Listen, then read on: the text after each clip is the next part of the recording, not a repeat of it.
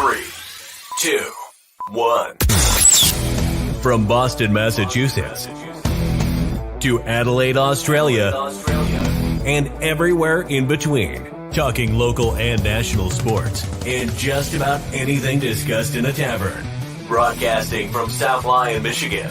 Welcome to Easy Speak at Speakeasy 330 with your hosts, Rich and Tom. We are back. Welcome to the Easy Speak, Richard Jasper. Yeah, we got a little bit of new technology going on here. So we went from the iPhones. Now we actually have some decent cameras. Yeah, we'll see how that So turns we're going to out. see how that transpires. A lot easier setup this time. Less cords. And I think we're going to have to make some changes to the set just to make it a little bit easier on us. And we're all crammed onto this little what is this, about a 3x3 table? It's probably about that, like a little pub table. But yeah, we're gonna definitely change it up a little bit. We're gonna make sure that we getting things set up over here while we talk. But yeah, we're gonna so yeah, it's cool. So new cameras. That was my excuse, and I'm sticking with it. With the with the slight delay. With no, not the slight delay, but with our friends that were at the butchery, they wanted us to come out and do a show. I said, we got new cameras, and I'm really not comfortable yet with the setup because I didn't know how it's going to work out. But here we are. Yeah, we figured it out. We just kind of threw this together.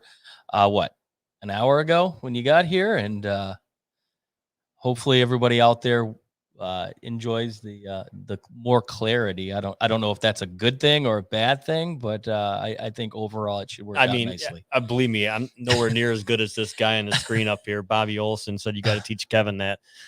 Kevin can figure it out. Kevin can figure it out, and that's for damn sure. I have all the faith in him that he can do that. Realistically, he's the one who launched us. Oh, for sure. Into getting this, and really kind of bending his ear quite a bit, making sure that we bought the right equipment, we got set up with the right microphones. We have better microphones now, thanks to Bobby, because Bobby took care of us. Shout out to those guys. They did Facebook Live on Sunday morning, 9 o'clock.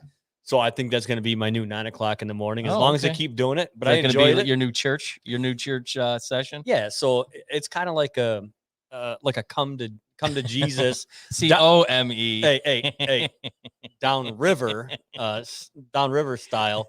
But no, I mean, I enjoyed it. They had a lot of people on there and stuff. 1,200 views. Yeah, that is definitely fantastic to get it out like that. And like I said, anybody, please go check them out. Yep. They're on Facebook. They're on Instagram. Kevin is starting to pick up his Twitter game a little bit. Ooh. It's a game changer. But for sure, definitely. And like I said, I've been on a show. These guys got to come out and hang with us one afternoon, one evening. I don't know if Uber is going to. I don't think Uber services out here. But those from downriver to here, but getting them back home, that might be a little bit on the dice here. Yeah, but you know what though, I got a.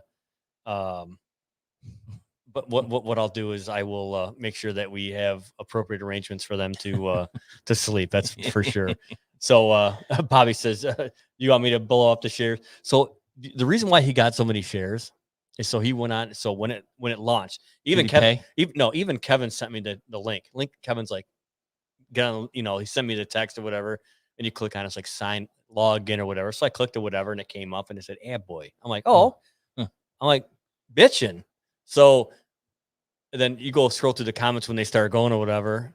And Kevin's sister says, Bobby shared it to Downriver and Friends. Oh, so he got a ton of hits. Oh, okay.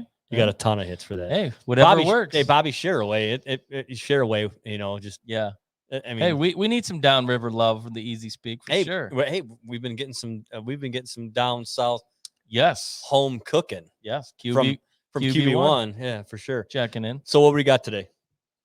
Well, first and foremost, we want to congratulate the young lads from Taylor North who became the first team since 1959 Hamtramck team to win a Little League World Series. That's great. So kudos to those boys and Taylor, and They fought hard, 2-0 lost against the kids from Hawaii. Then I think they play a team from Texas and just absolutely curb stomped them. I would say frog stomp. It was frog. What do you Silverchair? You think about Silverchair right now? Yeah, frog right, stomp. right. I was 15-6. 15-6. They put it to them, and but then I'm going to tell you this right now. So with watching all that, one thing that I took out of the World Series that I actually thought was really cool is Texas had a girl on their team. Yeah. And she was a hell of a catcher. Mhm. She was a hell of a ball player. Yeah. So let me tell you my experience with that. My youngest on his team that he played the second team that he played with this past year, they had a girl on the team. Yeah. She was awesome. Yeah. And then today I had to go to D-Bat down there in South Lyon. I hate to name drop, but D-Bat to because I had to buy a bat because Jacob has to have a so you go your is it D-Bat the enemy? No, not anymore. Oh, okay. So it goes drop 10, then it's drop 8 last year. So 1 year at drop 8, and then drop 5 is for 14U. But however, since he's high school is BB core, and you got to be drop 3. So I said, well, we're gonna swing a couple bats and see how that works out for us. And you got to pay $10 to demo a bat. So I paid $10. But if you bought a bat, that $10 went towards the price of the bat. You use that bat that you demoed, or they just have a range of bats? Oh, I bought that demo bat because it was cheaper. It was $200 cheaper than what it was normally. But dude, he was mashing. Yeah, absolutely mashing the ball. Had his first practice today with his new team. Cool. Not nervous, no nothing. Good. You come out and he's got all of his old team stuff. I'm like, dude, take that off. I'm like, you cannot go to your new team wearing all your old team stuff. Take it off. Yeah. But no, it was cool. So maybe not. I mean, we're hoping, but our next show that we do, it's not going to be this weekend because obviously you're going to be going out of town to Rocklahoma. Yes, sir. To go see Six Dust. Is that what it's called? That would be QB1. Seven Dust, right? Seven Dust. Yes. They're one of many bands. Yeah. Friday night, 6:55. So you're going to be doing that. So it'll probably be the following week, maybe midweek or something like that. But we might have to wait till the weekend because school starts up. Mm-hmm. But however, we might have one of the champions, one of the big names from that team. One of the big names from that team. Yep. Join the show with his dad and talk about baseball and maybe get an insight on what his experience was. But again, it's speculation. Mm-hmm. We might get him on. We might not get him on. It all depends. So next week, keep an eye out for that show. That would be a lot of fun for sure. But moving on, we are coming into the start of the Big Ten football season. It started actually last Saturday with a barn burner between Nebraska and the Fighting, as Christina calls them, Illini. With no surprise, Scott Frost being a big fraud coming off with the loss. But Michigan kicks off this week. Who's a bigger fraud, Scott Frost or Jimmy Harbaugh? Gecky man. Right now, I'm gonna say Frost by. I'm thinking of a punchline here. I hear you. By a pube hair. Yeah, right. Frost by just a bite. Just a bite. You can say. Yeah. Because. And I mean, it's same can be said for hardballs. What he did for Stanford and then the 49ers. These nuts. Yep. Yeah. Put Stanford back on the map, and he's come here and done absolutely nothing. But Frost put Central Florida. Took him to a bowl game, and they pulled him out of the ashes. And you thought, just like Harbaugh here, you thought it was a match made in heaven. To quote Lee Corso, not so fast. Yeah, not happening.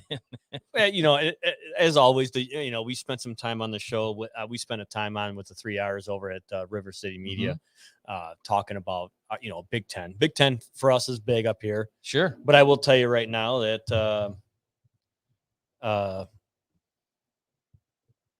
the Buccaneers are going to be good. However, let's say something. Buccaneers, not the Buckeyes. The Buckeyes will be good. But let me tell you something. What Coach Day said in an interview during the Little League World Series about beating the team up north, that dude can kiss he's my ass. He's I don't know. I think he's a little cocky, but it's a little different from what we're used to for Ohio State coaches. But yeah, he's definitely cocky. Made his comments about putting up 100 on Michigan. But you know what? Whatever. I mean, until someone can dethrone him and let him tell he wants. I guess he's deserved that. Yeah, he's still an asshole. We got a comment here from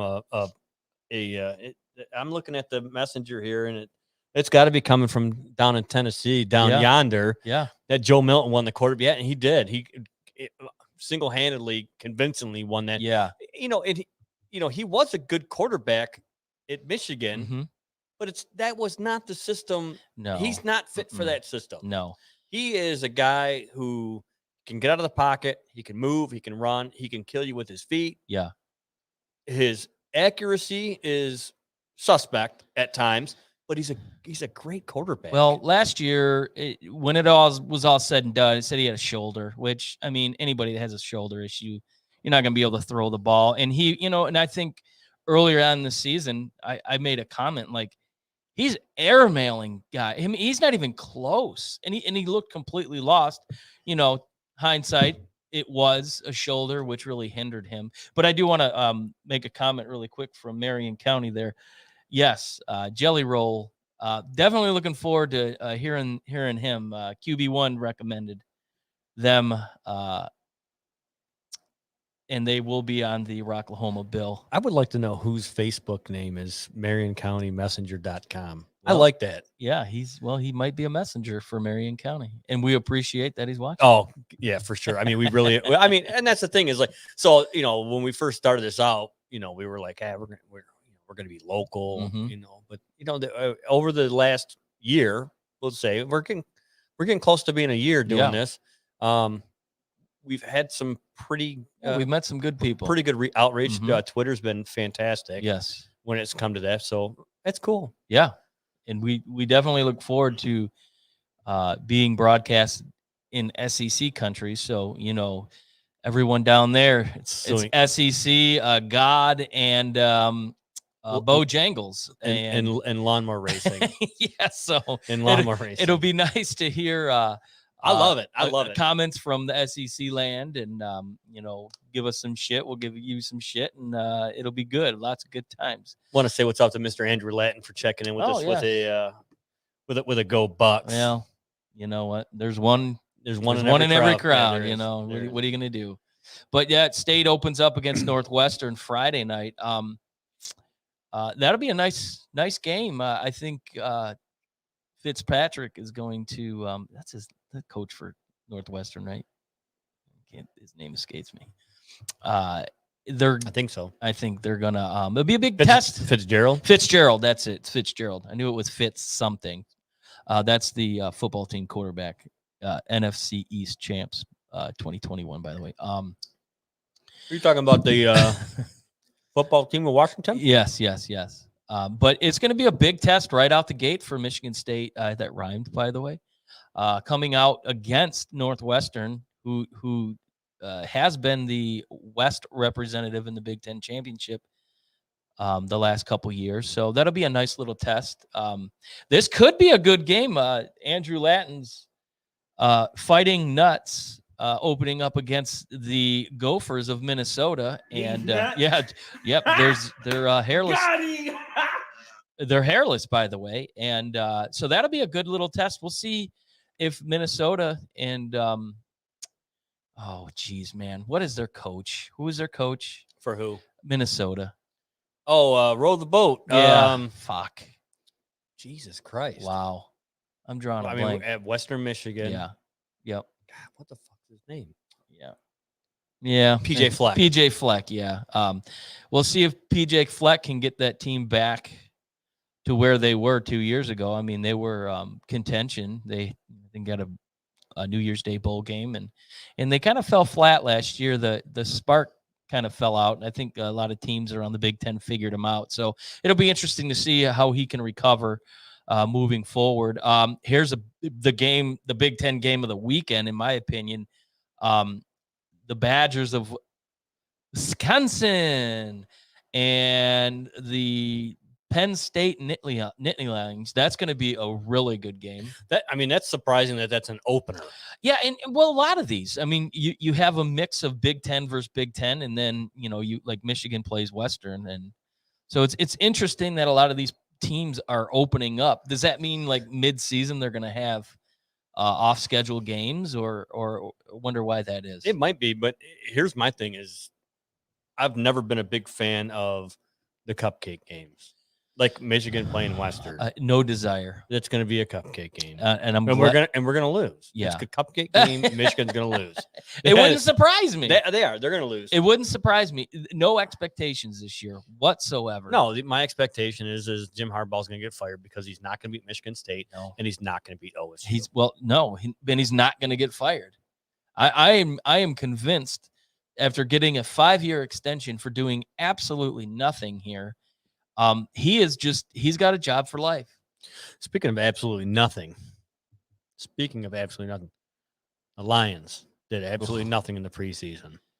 But I'm not going to, let's just say I'm not going to go and throw the towel in on them yet. Another team, no expectations. Yeah. You don't know what to expect. My expectations is they're going to win 4 games. After seeing what they got, I think 4 games is going to. They don't have wide receivers, no. and they don't. I mean, they really don't. They traded for the guy from Broncos. He was going to get released anyway. Yeah, and they gave up like a 5th round, and they got another draft pick in the middle. Yeah. But they did pick up Cordero Hodges from Cleveland, who was there. Was that today? They picked him up today. Yep. Which he kind of raised some eyebrows down there in the preseason. Was a victim of an absolutely loaded wide receiver room. So it'll be interesting. You'll be able to slot him in probably in the 3 or the 4. He made a really nice touchdown grab against Atlanta in the last preseason game where he went full extension in the corner of the end zone. And you like players like that. And Goff's going to need all the help he can get. You know who really needs to have a breakout season this year? Cephas. He has to. Yeah, he suffered from the dropsies last year. I think he put a lot of pressure on himself and saw the bench because of it. So by default, he's probably your number 2, maybe receiver next to Tyrell Williams in that group at the depth chart, which is kind of scary. But he proved in college he was a 4-year starter and he did really well. So he's got the ability, he's got the skill set. Can he put it all together on Sundays? It remains to be seen. He showed flashes last year, but then he also looked bad at times. So we'll see. You know what I'm not surprised to see? Giovanni Tavai. Oh, the Hawaiian Lion thank is God. Finally gone. You have to know it's a bad pick or you're really reaching into a barrel. Mm-hmm. When you draft a guy and they're like, yeah, he's not even on our, we don't even have him. Yeah, we don't have him anywhere. Mm-hmm. We don't have film of him. Who is he again? Dude, I'm telling you right now, rule of thumb. If there's anybody who is in charge of drafting an NFL team, never, and I mean never, draft guys that play defense from Hawaii. Because, hey, they might win games 60-50. They'll win games 60-50. They were on the field. Yeah, they were there. Sure. Yeah. And isn't it a coincidence who snatched him up? Did the Patriots pick him up? Yes, sir. Really? The old regime snatched him up. Wow.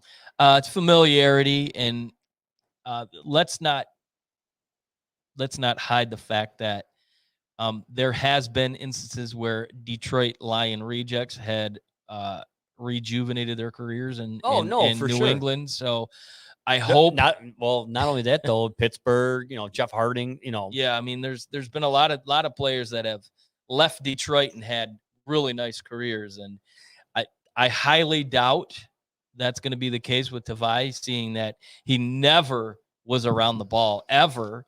And he was getting blown out usually every time he was on the field. It was kind of an embarrassment that he was even on the team for as long as he was. Look at the last couple of years. The second round picks the last couple of years. I'm going to say the last 10 years.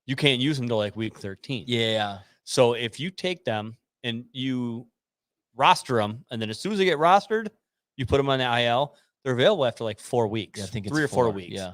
So when they get back, you can do whatever you want to do. You know, by that time, by week 4, you're going to have somebody that's going to be banged up anyways. You're just going to play ring around the rosy and move them around. But here in this town, the only consistency is the kicker. There's been 3 kickers in my lifetime: Eddie Murray, Jason Hansen, and Matt Prater. Prater, yeah, who now is in Arizona, I believe. Yeah.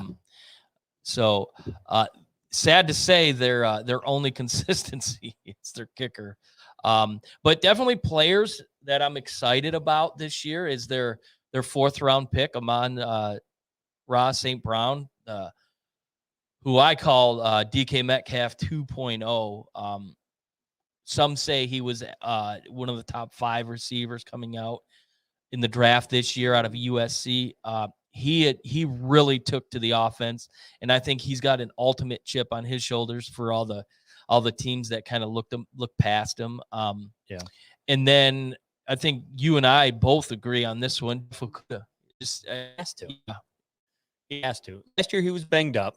However, I think they drafted him and tried to fit him. Not fit, but change his style of play and his attributes. Well, they were the smartest people in the room to fit their scheme, which was not conducive to how he plays the game. Nope. So it'll be interesting to see, working with Aaron Glenn, if he makes a big improvement. I'm rooting for the guy. He showed a lot of promise in college. I was not a fan of the pick coming out last year. It definitely was a need, but I didn't think he had enough in college. He only had 1 year that he actually showed anything, but we'll see. With the right scheme, the right coaching staff, you never know. Some good things could happen. I mean, but not only that though. Yeah, he had a great 1 year in college, but do you think that he might have been the product of the talent that was surrounded around him, to where he, he might not have been able to make those plays if that guy wasn't doing that and that guy was doing that? There's certain positions down in Columbus that no matter who you put in, they're all American studs in that corner. Quarterback, running back, receiver, and corner. You can always guarantee that Ohio State is going to have a stud at that position. And yeah, I mean, he had an All-American on the other side, which you take those opportunities for the quarterback out. Both ends are, you don't want to go up against them. So yeah, you're not going to get as many chances. So we'll see. I'm rooting for him. See what happens. You know who the biggest douchebag in the NFL is right now? Ezekiel Elliott. No, Urban Meyer. Oh man, yeah, Urban Meyer. So reports come out saying that they made a cut based on players who are not vaccinated. Well, and now he disputes that fact. Well, of course he's going to, because there's going to be a labor issue. Oh yeah, the PA is going to come something happened. The NFLPA. Like, wait, hold on, what happened? Do I think that was the case? I absolutely. Do I think that was the case in New England with Cam Newton getting cut? Partially. I think in that situation, I think it was a mixture of Cam did not want the vaccine. Cam continues to get COVID. He's already had it twice. And they didn't want to be saddled with a situation where mid-season, oh fuck, we need to get a quarterback. And Mac Jones is a way better quarterback than Cam Newton. Why wait? Exactly. Why wait? Yeah, just kind of like if we learned anything last year with Justin Herbert. Yeah. Why wait? It took a rogue needle in the Tyrod Taylor's lungs. An hour and a half before kickoff of week 1. If that wouldn't have happened, Herbert might not be where he is today. No. But Mac Jones couldn't be in a better situation. A pro style offense that's conducive to his and what he set. Played in college. Absolutely. I mean, will he be the next Tom Brady? No one will ever be the next Tom Brady. Is he, primed for that position, that job? Can he handle that that position, quarterback of the New England Patriots? Absolutely. I think when you come from a program ran by Nick Saban, I think that prepares you for a lot. Although Tua, though, he might be a bit of a prima donna. Reports out of Miami that he's included in. Yeah, they're not happy with it. Yeah, and he's kind of complaining because he not liking the situations. Clearly being pulled, he didn't like that. But I mean, when you have a competent backup / starter in Fitzmagic, if you're not performing, it's not your time. Yeah. But I did hear today that, there's been all this speculation that Houston and Miami are in talks together for a trade, potentially Deshaun Watson going to Miami. And the word on the street is Houston doesn't want Tua. That is not part of the deal. I wouldn't want him. So that is an interesting. He probably has some character flaws. Well, he probably has some character flaws. Well, I mean, nobody wants to. He got an ego early on as a freshman, where he basically took over for Jalen Hurts, took his job, and which no question he earned it. He was amazing in college, but I think sometimes you put a kid in that position early on, and that inflates the ego a little bit, and it could play with his characteristics, later on in his career. So that could be the case. Yeah, pretty common came up here. It said Mac from QB1. Who should know quarterbacks? QB1. Let's go here. Quarterback. So Mac Jones has had Saban as a head coach, Sark as an OC, and now Bill Belichick system. Nobody has a better PhD in football success. I mean that's a slam dunk comment right there because for sure. In Cam Newton, all Cam Newton was a stopgap. Sure, he was a stopgap from when Brady left. And they're like, hey, we need to bide a year out. Right. It took them long. It took them a while to re-sign him because I think they knew coming in that they had their eye on Mac Jones. They weren't really happy with his performance. What did he have? 8 touchdown passes last year. Yeah, but, he was garbage. But it's interesting. You don't hear any complaining from Cam Newton. So a part of me says that this was a planned. Oh yeah. Lease that give an opportunity, but I hear the Cowboys, which what I mean, that could be a system to where you put him behind Dak Prescott. They're similar style quarterbacks as far as they run the ball real well, and Cam used to have a big arm. Dak has a big arm, but I think that would be a good fit for him. But other than that, I really don't know. I don't know if his skill set says a lot of teams are going to come knocking at his door, and he's been released for 2 years or days now, and haven't heard any teams looking to pick him up. So I'd be surprised if you see him in the NFL. Yeah, another comment from QB1. He said he stayed put in the draft. He got the quarterback that he wanted, and while everybody else was selling their souls. Yeah. He did for that pick. And all indications were like the Niners. The Niners gave up a lot to get Trey Lance. Yeah, but I think Lance is going to be a good I think he is too. Yeah. Although he does have a little bit of a crack in his thumb. He's got a crack thumb. So they're going to they weren't sure of his availability for week 1, but all indications are they're going to run a 2 quarterback set, which how soon before Garoppolo says, get me the fuck out of here. But you know what, though? They might have certain plays that are designed quarterback run plays. They're like, we'll let Trey do that. Jimmy G's gonna be like, I don't feel like getting beat up like that. Yeah. Well, so, that team's loaded. So he might be like, hey, okay, no big deal. Well, so keeping in tune with football. So last week we started our segment up about fantasy football. And last week we talked about quarterbacks. This week we're going to focus in on the ever elusive running backs, the money makers, the players, the guys that are blowing through the trenches. Yes, the big money, usually the highest draft pick, the players that you want, the players that have like a 3 or 4 year shelf life, good shelf life in the NFL. And so this week, starting with number 5. This is a guy who he's got all the skill set, all the ability, be one of the best running backs in the NFL, and that's Aaron Jones from the Green Bay Packers.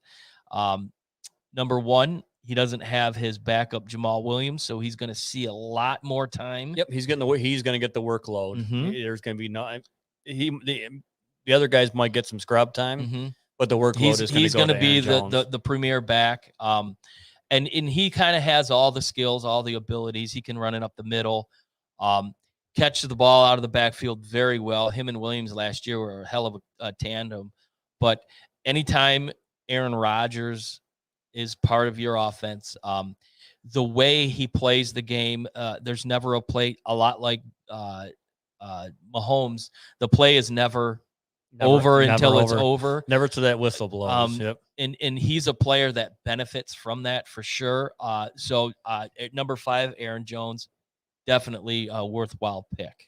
Yeah. And so again, this is a collaboration list that we got here. Number 4, Derrick Henry. I mean, what else is there to say about Derrick Henry? The fucking brick wall.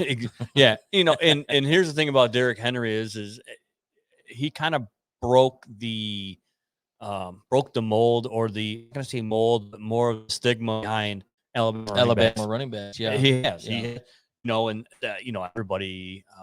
everybody's hyped up about another guy. He's not on our list, but he's an honorable mention. Rookie this year coming out, Najee Harris. Yeah, well, he was in the top 10. He's in the top 10. I've seen him as high as 8, 7, which Mac Jones couldn't have asked for a better place to end up. Yeah. For success at the running back position in Pittsburgh. Yeah. I mean, they have consistently put out winners at that position. In my lifetime, I can think of maybe that I can really recall watching. Obviously, I'm not a huge Steelers fan and watch their games and everything like that. Squealers. But, Jerome Bettis. Yep. He was one of them. And then Le'Veon Bell. Before he became sat out for a year. But consistently their production out of the running back spot. However, one thing they've always built their team on is what? Building in the trenches. Yep, on the line. So they always build the trenches. And so the only people that really benefit from that is your running back, your wide receivers, and your quarterback. Yep. Ben Roethlisberger, big dude, came out of a small college out of Miami. Miami of Ohio. He comes out of there, and now you're seeing this more often. You're seeing now like quarterbacks. I'm going to use the quarterbacks for example. You're seeing quarterbacks come out of small colleges that go on to do great things. Joe Flacco came out of Delaware. Look at Super Bowl champion. Nope. Okay, cool. Although that Super Bowl run was probably the greatest run or greatest 3 or 4 games in his career. Yes. But their defense put them where they were. Yeah. Well, I mean, that's the same thing that you can say about Goff thing. Sure. Who we got for 3? But another word on Henry. You mentioned Jerome Bettis. Jerome Bettis type of player for sure. Smash will run right through you. And but number 3, even though I misspelled his name, I got it. I knew exactly. Fucking autocorrect. Delvin Cook. If he stays healthy, which the last couple of years he's had some issues that have kind of derailed him, but he's one of the fastest backs in the league. He's got the moves. He can catch the ball out of the backfield. When you have a quarterback that has tendencies to get the ball out fast, he's a beneficiary of that. So if he stays healthy, I like Delvin Cook at 3. Yeah, he kind of reminds me of the early years of AP up there. He does. Yeah, not as big. Not as big, but he's still a physical running back. Coming out of Florida State, he had a knee injury his senior year, so you never knew. And he's been nothing but successful on the field. Yeah, oh for sure. And then so at number 2 we have Ed McCaffrey's son, Christian McCaffrey. I mean, and realistically, he's a do-all back. Yeah. Catches, got great hands out of the backfield. You know who's really going to flourish this year down there? Sam Darnold. Sammy D, yeah. Sam Darnold is going to have a good year down there because he has that option. He has that, hey, pressure comes out, pressure starts to get to you. even though you're going to hang in the pocket a little bit, you know that if you swing it out, he's going to be there. McCaffrey's going to be there. He's going to catch it. And he, depending on what the scheme is and play all and what coverage is there, he's going to chip them yards for you. Sure. But I mean, Christian McCaffrey is definitely, in my opinion, in your opinion, a number 2. It's 1 and 1A. And the only reason that I put him at number 2 was because he's coming off an injury, albeit I don't think the injury was as severe as everybody was talking. I think they realized that the season was done. So what's the point? Let's sit him out. Let's get him full rehab. Let him get ready for this season. So it wouldn't shock me if he comes out of the gates just like gangbusters. Last season that's how he came out. He came out last season guns blazing, and then had the unfortunate injury, and then it sidelined and shelved him up. But sure, he came out last year like. Like a cannonball out of a cannon. He's just a gamer, and I know around here, he's not a big guy. No, he's not. He's a football player. Yeah. His football IQ is unmatched. And I remember during that, Volney in local sports radio here was clamoring for him. He really wanted him, and a lot of people were giving him shit about it. But I was a little pissed at him because Bill and I went to see Stanford and Notre Dame in South Bend. Yeah. He didn't dress because he was preparing for the draft, but whatever. But you know what though? Everybody was, clamoring for him and everything like that. But even though he was a stud, I mean, we can honestly sit here back and say, yeah, he's the real deal. Yep. But in college, the only thing that people tend to get shy about is it was Stanford. Yeah. And it was in the Pac-10. Yeah. And in that year, the Pac-10 wasn't really strong. No, they haven't been good. Not really strong. Uh-huh. But that was that was a down year. Yeah, too. he's a hell of a running back in the pack. Well, now everybody sees hey, look, and just like I said with the quarterbacks coming from the small schools and even players coming from the small schools. Hey, you know what? A football player is a football player. Sure. I'd like to see that one guy from was it Buffalo University? University of Buffalo. Well, that's where Khalil Mack came from. Yeah, but who's the running back? That Reynolds. Yeah, that dude. Did he make the team? I don't know. I have to look into it. But number 1, who last year I did play, and it's still up in the air if I'll play this year. But this guy, I believe he had 7 touchdowns in one game for me. With his golden shoes and his golden grill and flashy big nose ring. Out of QB1's University of Tennessee, the one, the only Alvin Kamara, clearly, when healthy, the best back in the league. No question. He can catch the ball. He's fast. The only thing that concerns me is the new quarterback. They got a guy who can throw the ball, who can stretch the field now. See, before he was the outlet for Drew Brees. Yeah, well, Drew Brees with his mediocre arm. Yeah, last couple of years. But you know what? When you throw as many yards, as many footballs that guy's thrown, I'm going to give him a break. I'm interested to see Hall of Famer Jameis Winston. It looks like he might be the number 1. I saw a little bit of. If they start Hill, I saw a little bit of Hill. He looked terrible. But he looked terrible. I watched a couple series when Winston was playing, and he was just throwing dimes. Yeah, just throwing dimes. Well, and this is his second chance. All the talk coming out of Tampa Bay with what did he have? 34 interceptions that one year, but he also threw for over 40 touchdowns. Yeah. So he was a little raw in that department, but Sean Payton as his coach, who is an offensive minded coach, and this is his second year. I like Jameis Winston down there, and he'll play Tampa 2 times, and you don't think for a minute he's going to be like, I got you, bitch. I want a shot at you. Oh yeah, he's definitely he's gonna when they go into Raymond James, he's gonna go with a chip on his shoulder if he's the starter. Yes, but he had some really good preseason stuff like that. And, real quick on preseason about our lovable losers, the Pontiac Pussycats. No major injuries coming out and that's preseason, which is huge. That's so you can start. Yeah, you can start the season fresh. And at the start of preseason, that was one of the things we talked about. What are you looking to get out of the preseason? And that was my number one thing. No injuries. Come out of this thing ready to go for week 1, and it did. Yeah, QB1 said that he was announced as the starter. So he will be the starter coming up week 1. Yeah, well deserving. Don't even bring up the name Butch Jones on my podcast again. QB. Well, wasn't Kamara was a 3rd, 4th round pick, and he's the type of player. Yeah, he's just like McCaffrey. He's just a football player, and didn't have a lot of buzz coming out. But you know what? There's a lot of players that when the bright lights are on, that's when they shine. Yeah. And you just never know until you put them out there in that position. So, but real quick, you mentioned the Bucs or whatever. Week 4, Tom Brady going to Foxborough. Will that be the highest rated non-playoff, non-Super Bowl game in NFL history?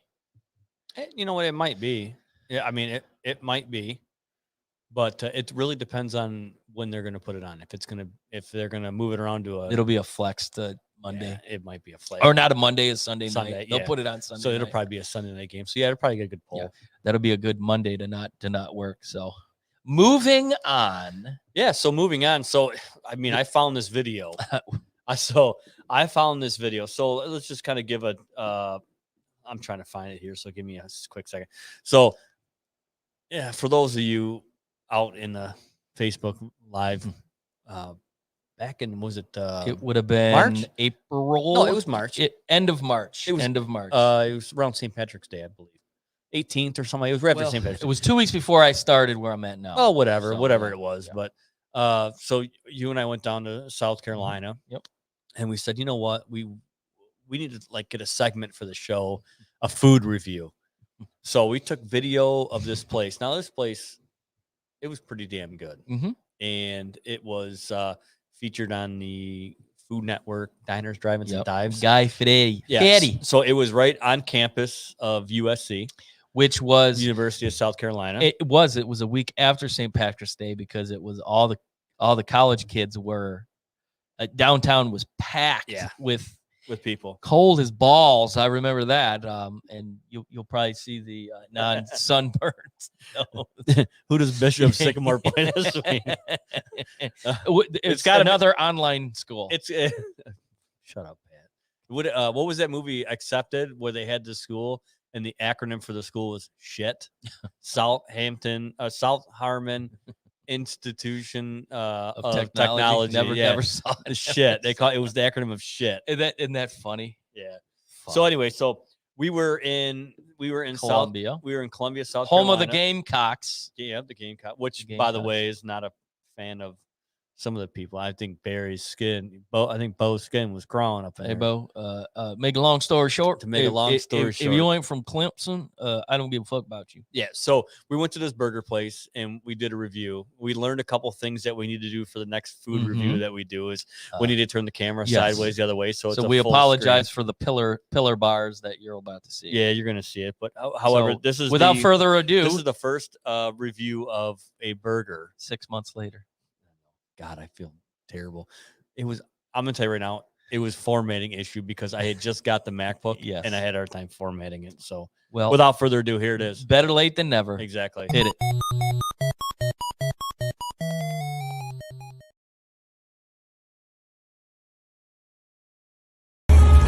We're here at Polly's front porch, and Mr. Jasper. This is called the Isles of Palm. And what's in it? It has pimento cheese, red onion, tomato, jalapeno bacon, tomato, lettuce, and a brioche bun. Brioche.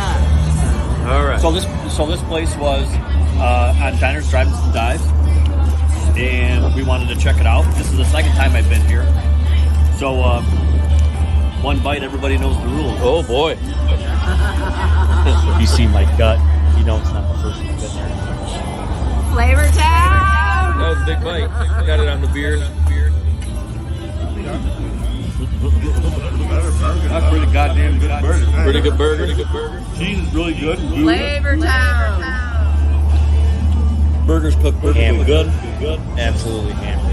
That was a George Jackson 1 to Fireball. 10. That was Pitbull Fireball I time. would have to say 7-3. 7-3. If I had a stamp, we'd put it right here. 7-3. 7-3. All right. And I've got the Sullivan burger with a grilled pineapple, some jalapeno mayonnaise, which would normally be NFTS, but I figured I'd try something different. When in Rome. So let's take a bite. One bite, everyone. Look at money shot up to your nose. Oh, look at his nose. It's all up in your nose. What you been doing, boy? I'm a trooper. Is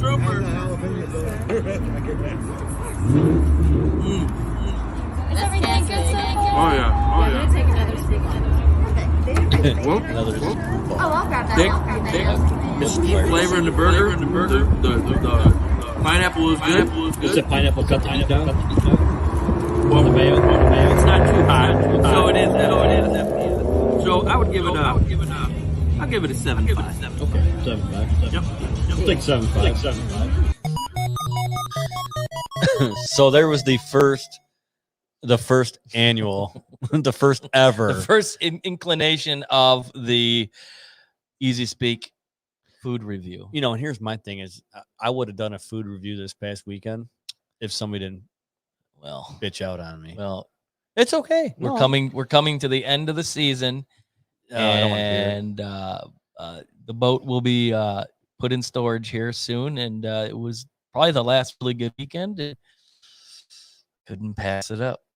So you and Ryan went, and how was the burger? We didn't really even talk about it. Oh my God. Did you have the Blaine? I did have the Blaine follow the Blaine. It had too beef much follow- stuff on it that What? yeah, like the avocado jam or some crap. No. So I'm this out. is what it had on.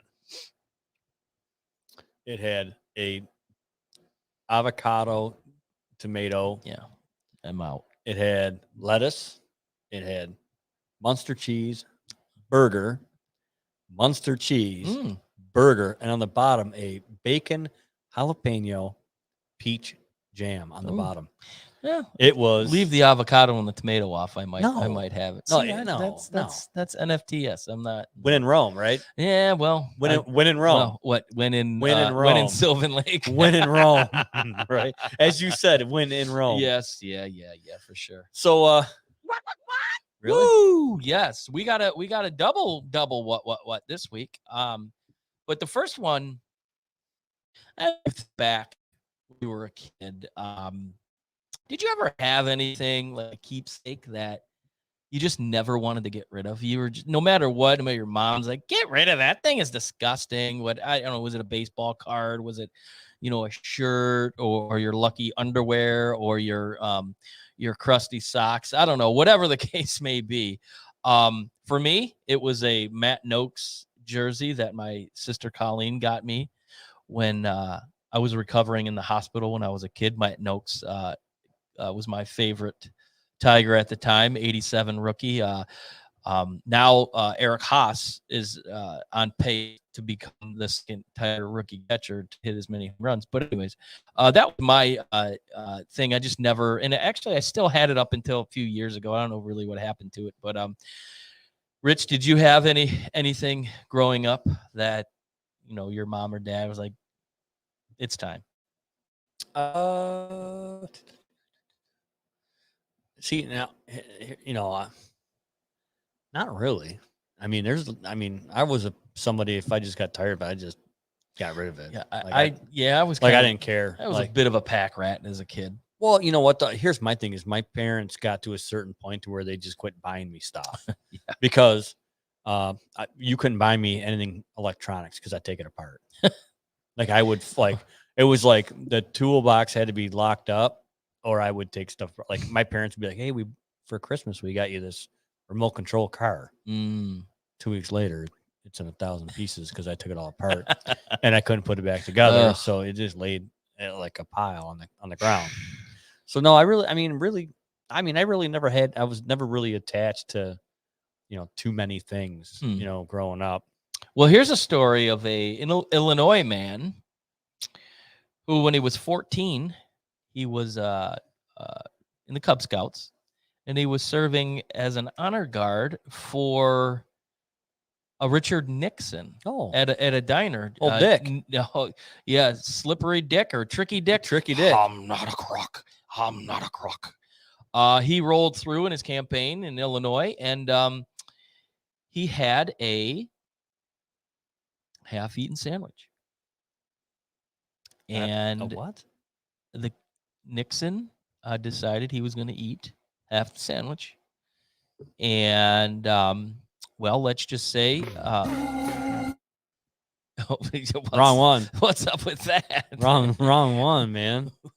Wrong one. Oh. Fix you some sandwiches? Yep. Oh, Well, really fucking so this- sandwiches. What is this- it with you fixing fucking sandwiches? This diner fixed up Tricky Dick with a sandwich. He ate half of it. So the boy, 14 at the time, saw an opportunity, snatched it up, took it home. And his mother said, "You should probably put that in a bag, put it in the freezer." That was in 1960. Ladies and gentlemen, 1960. 1960. Don't tell me they still have it. It's still wrapped up in his freezer today. Are you fucking serious? That would classify as a what's up with that? No, but that's, dude. I can't even. So it I went. can't even comprehend that. So think about it. It went from, obviously he was a kid, so he took it from that freezer. He moved out. He took it with him. And then how many places has he lived throughout his life? And it went from each freezer to each freezer. And he might have bigger issues than a half and eat sandwich. But that is the first of two what's. That's crazy. Yes. Off to our second what, and this kind of broke news toward the end of last week. This is a money grab of the nth proportion. It's the guy who was on the original album cover of Nirvana, Nevermind. No, so yeah, go ahead, and then I'm gonna make a comment. He is suing the band for child pornography, but here's the big caveat. He embraced it his whole life. So throughout the years, he recreated that album cover as he got older. And there were several pictures on the internet of him, as a teenager, as an adult, doing Like every 10 years. yeah, like every 10 years. recreating this thing. And you know what's really messed up about this? This is what's really messed up about it. You know what he's suing him for? He wants $150,000 from each band member. Well, he's not Really? going to get one. He's not going to get him from one. Well, really? Oh, So you mean to tell me you're gonna settle for like $300,000? well, he's What? 150 per. Yeah, so you're gonna 450. because you got They're only a three piece. Dave Grohl, and who nobody remembers the everybody only the people that- bass player's name. Well, he's only known for throwing the guitar in the air at MTV And Music hitting- and Awards hitting- and hits him in the head, and he like cussed him on stage. Yep. But here's my thing. Like, clearly, the parents had to have signed off on this, Like, allowing Nirvana yeah. But here's the But, problem. that's the This thing is- isn't a Nirvana thing. This is a record label thing. You can't sue the band. The record label put that out, so you got to sue their record or whoever was producing them at the time. It's dude, it's 30 years ago. yeah. It was 30 years ago, Mhm. and the guy's crying about his baby penis. He never had a problem with it Yeah, he leading up to recreated it. that point. He recreated it almost every decade, Yeah. and now he's like, I want you. He's like, pay me. Do you think a band could get away with an album cover like that today? Oh, absolutely not. No. Well, I don't know if it was Eric Clapton or if it was Traffic. They had a girl on there with no top on, it was like almost like a drawing kind of Mhm. of that. And people were outraged. Well, obviously it was like in the late 60s outrage. Yeah. It wasn't the fact that she didn't have a top on. I was showing her breasts. Is that it was a 14-year-old girl. Oh, geez. yeah.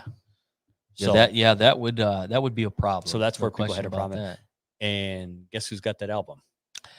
I'm gonna say you do. I do. That'd be correct. Yeah, you mentioned traffic, and I just think of what people deal with on 696 every day.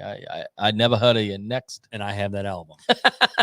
Of course you have do. that album. Of course you do. But you were good. Oh yeah, you already made the comment. So, What? but anyways, Comment. Didn't make no. you said you're gonna make, but it was about what are you suing? So Yeah, I mean, for $150,000 for each person, that is just people exactly people are just. I mean, and it's only getting worse. worse and worse by the day.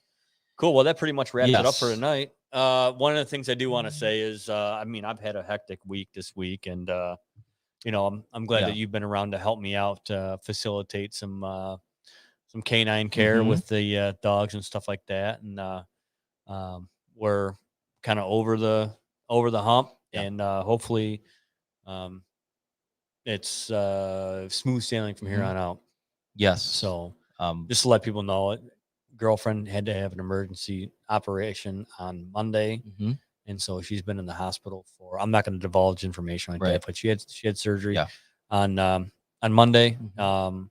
I went and saw her yesterday, and she's in good spirits and everything like that. By the time she got out of surgery and everything like that, she was just out of it. Yeah. So, but she's doing better. That's good. And And we miss you. We're thinking about you, and we can't wait to see you. And we'll keep getting better every day. And we look forward to when you can come join us again. For sure. So anyway, on that note, Everybody have a safe Labor Day. I ship out tomorrow to Oklahoma, and I'm sure I'll have some scathing reviews of Oklahoma. Be safe. you know what I want before we end this? You know what I want? I want video of people watching. please. We so I want video. one of the top things to do where we're going is a place called Hooker's Bar and Grill. Nice. And you'll be sure there will be a video next week. Lots of good people watching.